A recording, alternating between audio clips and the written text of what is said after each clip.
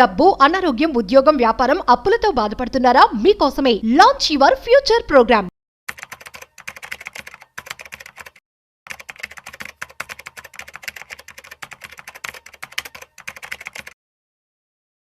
$200 కోట్ల సంపాదించాలంటే mutual funds సరిపోతాయా?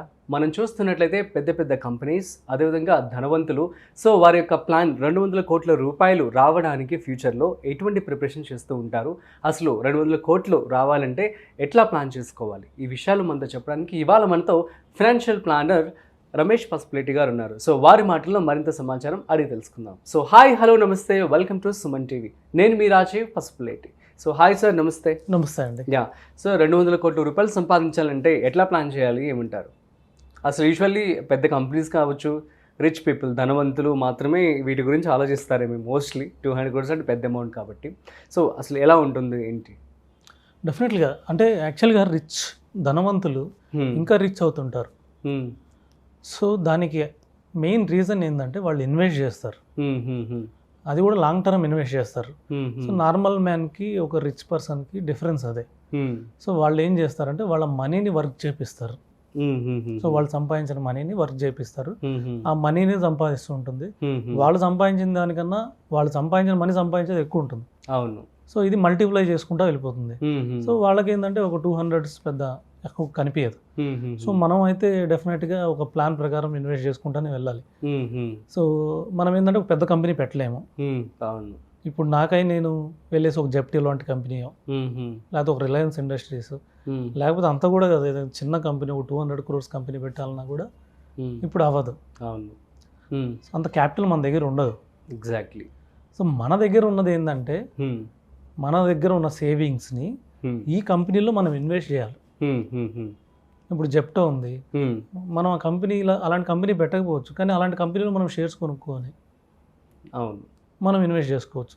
సరే, షేర్స్ అంటే మనకు ఆ జెప్టో ఏదో తెలియదు, లేకపోతే జీరో ఏదో కూడా తెలియదు. కాబట్టి మనం మ్యూచువల్ ఫండ్లో కొన్ని ఫండ్స్ ఉన్నాయి, టెక్నాలజీ ఫండ్స్, ఇన్నోవేటివ్ ఫండ్స్ అని. ఇవేం చేస్తాయంటే అప్కమింగ్ రాబోయే బిజినెస్ లేనిది, సపోజ్ జెప్టో రాకముందే వాళ్ళు 5 years బ్యాకే దాన్ని ఐడెంటిఫై చేస్తుంటారు. నెక్స్ట్ థీమ్ ఇలా ఉండబోతుంది, సో కమింగ్ 5 years తర్వాత ఇలా ఉండబోతుంది, దీని ద్వారా మనకి ఇంత రిటర్న్స్ వస్తాయి. సో ఏంటంటే మన ఇండియా వచ్చేసి ఫాస్ట్ గ్రోయింగ్ కంట్రీ. అవును. ఏదైనా న్యూ టెక్నాలజీ, వరల్డ్లో ఎక్కడ న్యూ టెక్నాలజీ వచ్చినా కూడా, చైనాలో వచ్చినా కూడా ఫాస్ట్గా అడాప్ట్ చేసుకుంటాం. ఎందుకంటే దానికి చాలా కారణాలు ఉన్నాయి. సో మన ఇండియాకి వచ్చేసి ఆల్మోస్ట్ 7% గ్రోత్ రేట్ ఉంది. జీడిపి గ్రోత్ కూడా బాగుంది సార్, ఎవరికి లేదు. మన ఇండియా తర్వాత second highest growth rate only US ఉంది, 4%. అవును. చైనా కూడా 3.5% ఉంది. జపాన్ 0. ఇంకా మనకన్నా పైన ఉన్న జర్మనీ అయితే మైనస్లో ఉంది. మనది వచ్చేసి ఇంకా యంగ్ పాపులేషన్ కంట్రీ. 28 years మంది యావరేజ్ ఇండియన్ ఏజ్. అవును. అది జపాన్ లాంటి కంట్రీ చూస్తే 50 years. చైనా లాంటి 40 ఉంది. అవును. సో యుఎస్ చూసినా కూడా 40 ఉంది.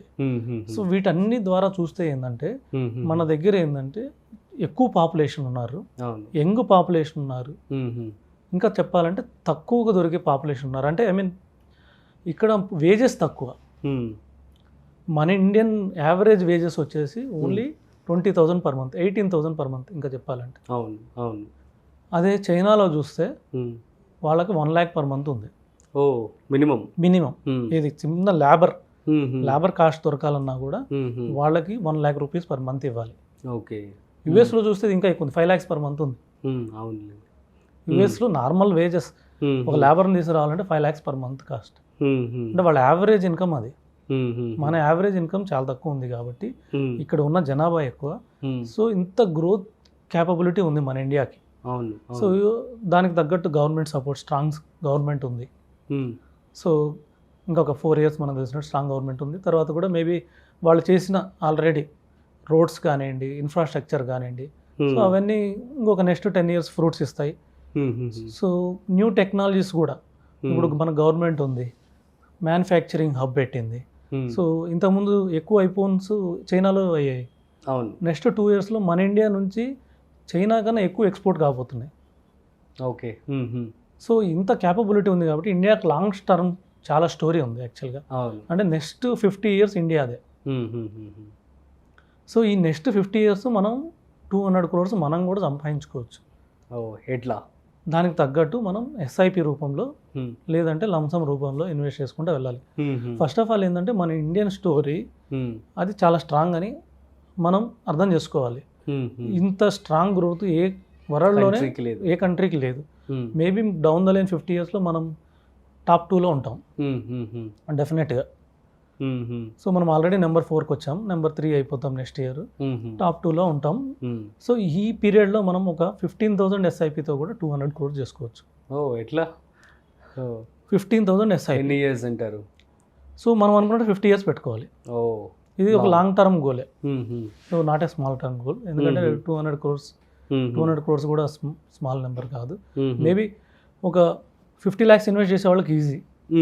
15 lakhs ఇన్వెస్ట్ చేసి వదిలేసినా కూడా, ఓ 50 lakhs ఇన్వెస్ట్ చేసేసి మర్చిపోయినా కూడా వాళ్ళ గ్రాండ్ చిల్డ్రన్కి ఓ 200 crores వస్తుంది, కన్ఫర్మ్ వస్తుంది.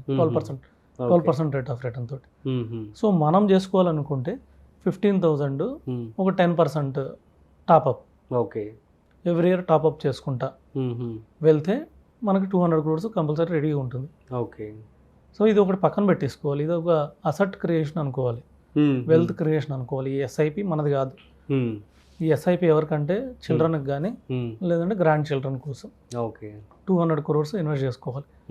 లేదంటే 30,000 ఎస్ఐపి 5% టాప్అప్ తోటి ఎవ్రీ ఇయర్ చేసుకుంటూ వెళ్ళాలి. లేదా అంత అవ్వదనుకుంటే మనకు 15,000తో కూడా 5% టాప్అప్ చేయాలి. ఇదంతా ఏంటంటే 12% రేట్ ఆఫ్ రిటర్న్తో ఉంది. ఓకే. సో ఎవరైనా 50 lakhs ఇన్వెస్ట్ చేసేవాళ్ళు ఏంటంటే పిఎంఎస్ ద్వారా వెళ్ళడం బెటర్. మ్యూచువల్ ఫండ్ కాకుండా 50 lakhs అంటే వాళ్ళు ఏం చేస్తారంటే పిఎంఎస్లో ఏం చేస్తారంటే 3 కేటగిరీలో ఇన్వెస్ట్ చేస్తారు. ఒక లార్జ్ పోర్ట్ఫోలియో ఉంటుంది, ఒక 17 lakhs, ఒక 17 lakhs మిడ్ పోర్ట్ఫోలియోనో స్మాల్ పోర్ట్ఫోలియోనో రిస్క్ ప్రొఫైల్ని బట్టి ఉంటుంది.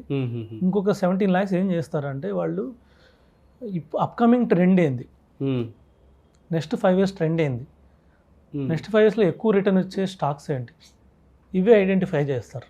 ఓకే. సో ఇలా 50 years అనేది చాలా మంచి టైం. సో ఓన్లీ 12% చేస్తేనే ఎంత వచ్చింది 200 crores. 13% వస్తే 270 crores అవుతుంది. అవును. 14% వస్తే 350 crores అవుతుంది.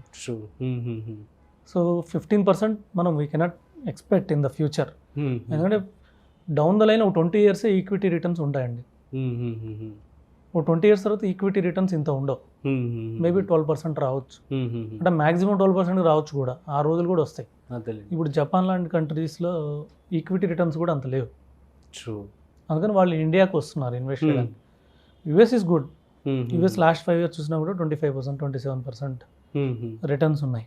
అవును. సో ఎందుకంటే జపాన్కి పాపులేషన్ తక్కువ, ప్లస్ యావరేజ్ ఏజ్ 50 years అయిపోయింది, అంటే రిటైర్డ్ పీపుల్ ఎక్కువ ఉన్నారు.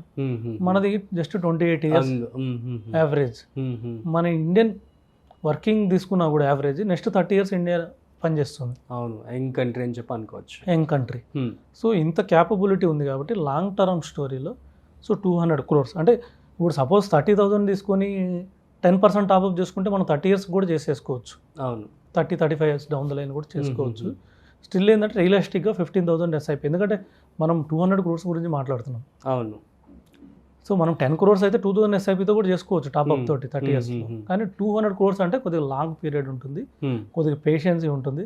సో అట్లా పెట్టి మర్చిపోతే డెఫినెట్గా it will be a big fund. ఇది ఎవరికంటే చిల్డ్రన్కి లేదంటే గ్రాండ్ చిల్డ్రన్ గిఫ్ట్కి ఇవ్వడానికి. ఓకే, సూపర్ అండి. So thank you so much. So మంచి ఇన్ఫర్మేషన్తో మీరు ఇవ్వడం జరిగింది. సో గైస్ అర్థమైంది కదా. సో మీకు కనుక ఏమైనా డౌట్స్ ఉన్నట్లయితే కామెంట్ చేయండి, మేము మీకు రిప్లై ఇస్తాము. That's it. సో మరొక ఇంట్రెస్టింగ్ కాంటెంట్తో మళ్ళీ కలుద్దాం. అంతవరకు చూస్తూనే ఉండండి సుమన్ టీవీ.